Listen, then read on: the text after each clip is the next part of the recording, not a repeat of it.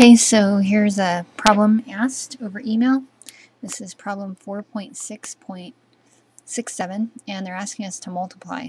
And whenever we have a quantity squared, we need to remember that this means that we have to write it in expanded form first before we do any kind of multiplication.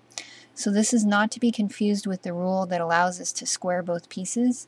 That's this rule right here. If I have a times b to the m power, that's equal to a to the m times b to the m.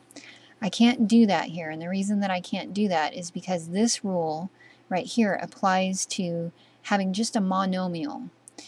So if I have a monomial, a product of two things here that's just a monomial raised to the mth power, then I can apply that power to both pieces. I don't have a monomial here, I actually have a binomial. So this is something, because these terms are separated by a minus sign,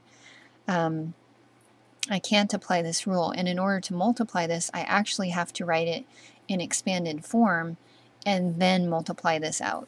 Okay, so I would FOIL now. So this is a times a. This is going to give me a squared, and then a times negative 13 over 2 is negative 13 halves a, and then the inside is negative 13 over 2 times a, so negative 13 over 2a.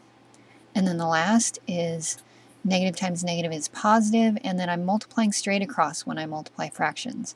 So 13 times 13 is 169, and 2 times 2 is 4. Okay?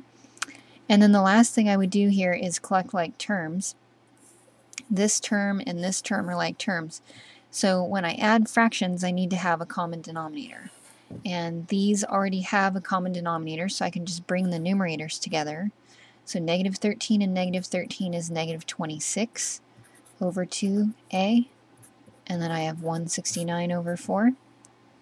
And then this reduces. Negative 26 over 2 is just going to be 13. So this is minus 13a plus 169 over 4. So that would be our answer right there.